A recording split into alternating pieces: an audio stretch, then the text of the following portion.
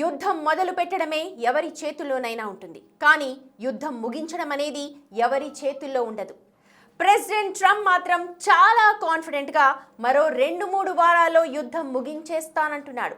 దాంతో ఇదంతా అయ్యే పనేనా అన్న చర్చ జరుగుతోంది. ఎందుకంటే అమెరికా, ఇజ్రాయెల్ కలిసి ఎంత భీకరంగా దాడులు చేస్తూ ఉన్నా ఇరాన్ మాత్రం అంతే ధైర్యంగా నిలబడుతోంది, ప్రతీకార దాడులు చేస్తోంది. అయినా యుద్ధంపై ట్రంప్ ధీమా ఏంటి? చెప్పినంత ఈజీగా యుద్ధాన్ని ముగించేస్తాడా?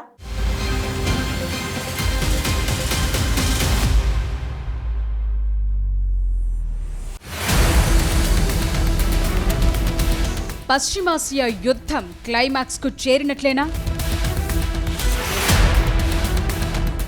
2-3 వారాల్లో ట్రంప్ యుద్ధం ముగించేస్తారా?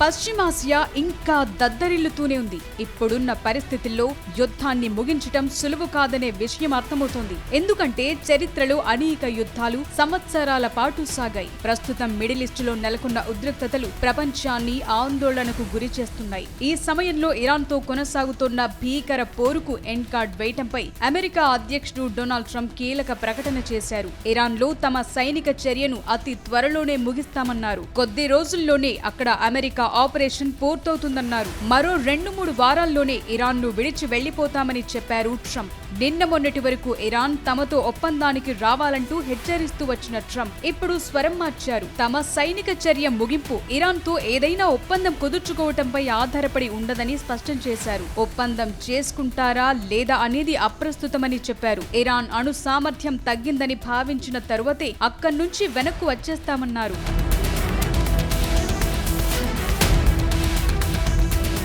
ఇజ్రాయెల్తో కలిసి తాము చేసిన సైనిక దాడుల నుంచి ఇరాన్ కోలుకునేందుకు కనీసం 15 నుంచి 20 ఏళ్లు పడుతుందన్నారు ట్రంప్. తమ దాడులు ఆ దేశ సైనిక సామర్థ్యాలను పూర్తిగా ధ్వంసం చేశాయని, వారికి సరైన నాయకులు కూడా లేరని అన్నారు. తమ ఆపరేషన్ లక్ష్యం నెరవేరిందని, ఇరాన్ దగ్గర అణ్వాయుధాలు లేవని చెప్పారు.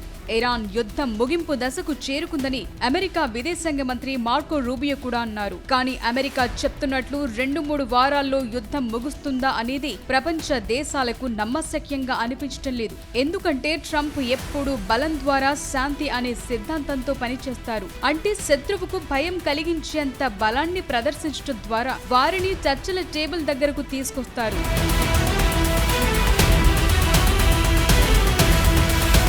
ఇరాన్ పై గరిష్ట ఒత్తిడి తెచ్చేందుకు ట్రంప్ ప్రయత్నిస్తున్నారు. ఇప్పటికే ఇరాన్ చమురు ఎగుమతులను పూర్తిగా అడ్డుకోవటం ద్వారా ఆ దేశ ఆర్థిక వ్యవస్థను దెబ్బతీశారు. మళ్లీ అదే అస్త్రాన్ని ప్రయోగిస్తే యుద్ధం కొనసాగించే ఆర్థిక శక్తి ఇరాన్ కు ఉండదని ట్రంప్ నమ్ముతున్నారు. కానీ ట్రంప్ చెప్తున్నంత ఈజీగా యుద్ధం ముగియదనే విశ్లేషణలు కూడా వినిపిస్తున్నాయి. ఇందుకు ప్రధాన కారణం ఇరాన్ సిద్ధాంతమే. అమెరికా ఇజ్రాయెల్ తో నేరుగా యుద్ధం చేయటమే కాదు, హిజ్బుల్లా, హమాస్, హౌతీల లాంటి తన ప్రాక్సీ గ్రూపుల ద్వారా ఇజ్రాయెల్ పై దాడులు చేస్తోంది. ఈ పరిస్థితుల్లో కేవలం ఇరాన్ తో ఒప్పందం చేసుకుంటే సరిపోదు. ఈ గ్రూపులన్నింటినీ కట్టడి చేయటం కూడా ఇప్పుడు ట్రంప్ కు పెను సవాలేననే చర్చ జరుగుతోంది. అమెరికా ఎన్ని దాడులు చేసినా ఇరాన్ తిప్పికొడుతోంది, ప్రతీకార దాడులు చేస్తోంది. ఇరాన్ మొండితనం యుద్ధం ఇంకొన్నాళ్ల పాటు కొనసాగేలా చేసే అవకాశం ఉంది.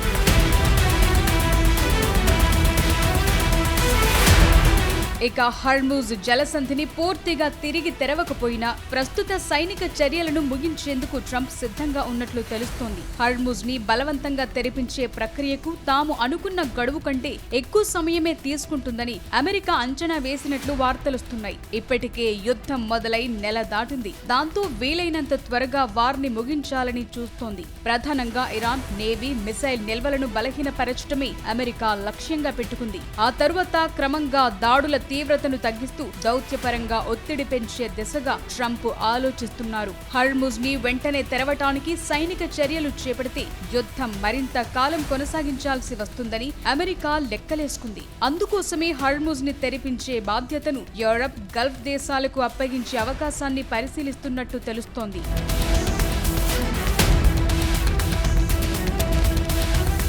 మరోవైపు ఇరాన్, ఆ దేశ మద్దతుదారులంతా ఈ యుద్ధాన్ని మతపరమైన ఉనికిగా భావిస్తున్నారు. అందువల్ల ట్రంప్ చెప్పినట్లు 2 వారాల్లో యుద్ధం ముగియటం అనేది అసాధ్యమని అభిప్రాయాలు వినిపిస్తున్నాయి. అయినప్పటికీ ట్రంప్ అనుసరించే అగ్రెసివ్ డిప్లొమసీ వల్ల యుద్ధం కొత్త మలుపు తీసుకునే అవకాశాలు కనిపిస్తున్నాయి. అందువల్ల ఇరాన్ లొంగిపోవటమా, మరింత గట్టిగా పోరాడటమా అనేది అతి త్వరలోనే తేలిపోతుంది.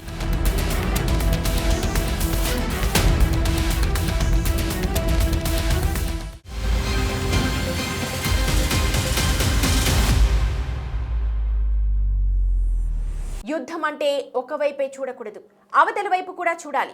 పశ్చిమాసియా యుద్ధంలో అంతా అమెరికా ఏం చేస్తుంది, యుద్ధాన్ని ఎప్పుడు ముగుస్తుంది, ఏమేం బాంబులు వేస్తుంది, ఎలా దాడులు చేస్తుంది అనే గమనిస్తూ ఉన్నారు.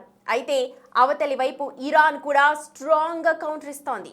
యుద్ధం మొదలై నెల రోజులైనా అస్సలు తగ్గట్లేదు, అగ్రరాజ్యానికి లొంగట్లేదు.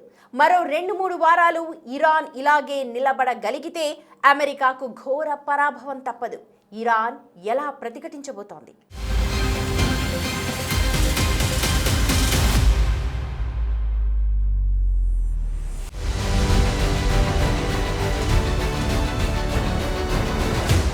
యుద్ధం ఎఫెక్ట్తో మిడిల్ ఈస్ట్ మొత్తం అట్టుడికిపోతోంది.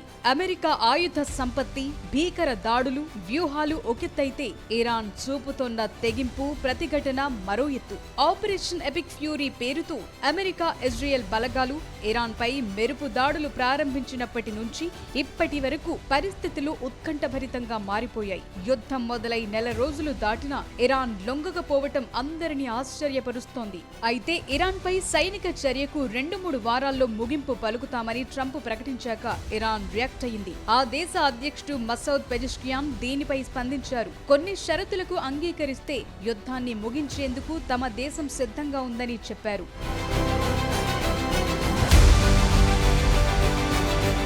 పశ్చిమాసియా దేశాల్లో మితవాదిగా పేరున్న మసౌద్ చేసిన వ్యాఖ్యలపై కొంత ఆశాభావం కనిపించినప్పటికీ అది సాధ్యమయ్యే పని కాదని చాలా మందికి తెలుసు. ఎందుకంటే ఇరాన్ రాజకీయ వ్యవస్థలో అధ్యక్ష పదవికి చాలా పరిమిత అధికారాలున్నాయి. ఆ దేశాన్ని ప్రభావితం చేసేది అతివాద మత పెద్దలే. అయితే యుద్ధాన్ని ముగించేందుకు సిద్ధంగా ఉన్నామనే వ్యాఖ్యలకు కొన్ని కీలక షరతులున్నాయి. ముఖ్యంగా భవిష్యత్తులో మళ్లీ ఘర్షణలు చోటు చేసుకోకుండా హామీ ఇవ్వాలని ఇరాన్ కోరుతోంది. గత వారం అమెరికా ప్రతిపాదించిన 15 అంశాల శాంతి ప్రణాళికకు ఇరాన్ ఇచ్చిన ప్రతిస్పందనలోనూ ఇదే అంశాన్ని ప్రస్తావించారు.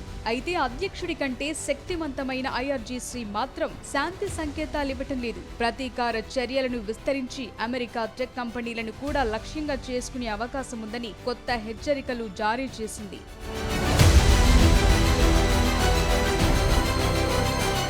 పశ్చిమాసియా రణరంగంలో అమెరికా విజయ తీరాలకు దగ్గరగా ఉన్నట్లే కనిపిస్తున్నా మరోవైపు ఇరాన్ టెన్షన్ పెడుతూనే ఉంది. ఈ యుద్ధం మెయిన్ టార్గెట్ ఇరాన్ అణు సామర్థ్యాన్ని, మిసైల్ వ్యవస్థను పూర్తిగా నిర్వీర్యం చేయటమే. అందుకోసమే యుఎస్ అత్యాధునిక బంకర్ బర్స్ట్, B-21 రైడర్ లాంటి స్టెల్త్ బాంబులను ఉపయోగిస్తోంది.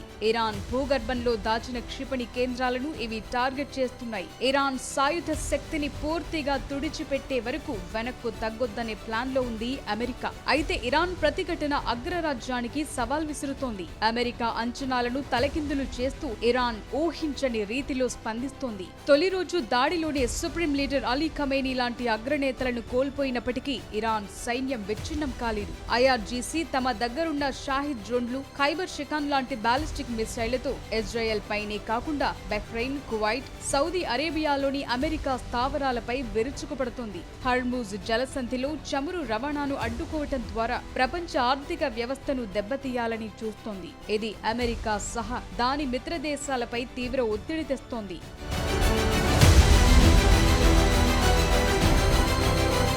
ఇరాన్ మరో 2-3 వారాలు ఇలాగే పట్టు సడలకుండా యుద్ధంలో నిలబడితే అమెరికాకు అది నైతిక పరాజయంగా మారే అవకాశం ఉంది. ఎందుకంటే అమెరికా ఎప్పుడూ తక్కువ కాలంలో ఎక్కువ విధ్వంసం చేసి గెలవాలని చూస్తుంది. యుద్ధం కొనసాగుతున్న కొద్దీ అమెరికా లోపల వ్యతిరేకత పెరుగుతుంది. ఇప్పటికే అక్కడ నో కింగ్స్ నిరసనలు జోరుగా సాగుతున్నాయి. యుద్ధం వల్ల చమురు ధరలు పెరిగితే ప్రపంచం మొత్తం అమెరికాను వేలెత్తి చూపిస్తుంది. ఇరాన్ ఇప్పటికే తన సైబర్ డిపార్ట్మెంట్ ద్వారా గూగుల్, గూగుల్, మెటా లాంటి అమెరికన్ టెక్ దిగ్గజాలపై దాడులు చేస్తామని హెచ్చరించింది. ఇందులో గనక ఇరాన్ సక్సెస్ అయితే అగ్రరాజ్యం భారీ మూల్యం చెల్లించుకోవాల్సి వస్తుంది. మున్ముందు ఇరాన్ తన పోరాటాన్ని మరింత తీవ్రం చేసేలా కనిపిస్తోంది. ఇప్పటికే లెబనాన్లోని హిజ్బుల్లా, యెమెన్లోని హౌతీలు ఇరాన్కు మద్దతుగా దాడులకు దిగుతున్నారు. ఇరాన్ కూడా తమ దగ్గర మిగిలి ఉన్న మిసైళ్లతో విరుచుకుపడే అవకాశం ఉంది. ఇప్పటికే ఇరాన్తో యుద్ధం కారణంగా అమెరికాకు రోజుకు 16,000 కోట్ల దాకా ఖర్చవుతోందని నివేదికలొస్తున్నాయి. ఈ యుద్ధం వల్ల అమెరికాకు బిలియన్ల డాలర్ల నష్టమే తప్ప పెద్దగా ఒరిగిందేమీ లేదంటున్నారు. ఈ స్థాయి ఖర్చు చివరకు అమెరికన్ పౌరులపై ప్రభావం చూపుతుంది. ఇప్పటికే పెట్రోల్ ధరల్లో భారీ మార్పులు చోటు చేసుకున్నాయి. దీర్ఘకాలంలో ద్రవ్యోల్బణం, వ్యాపార అనిశ్చితి, బీమా ఖర్చులపైన ప్రభావం పడే అవకాశం ఉందని ఆందోళన చెందుతున్నారు.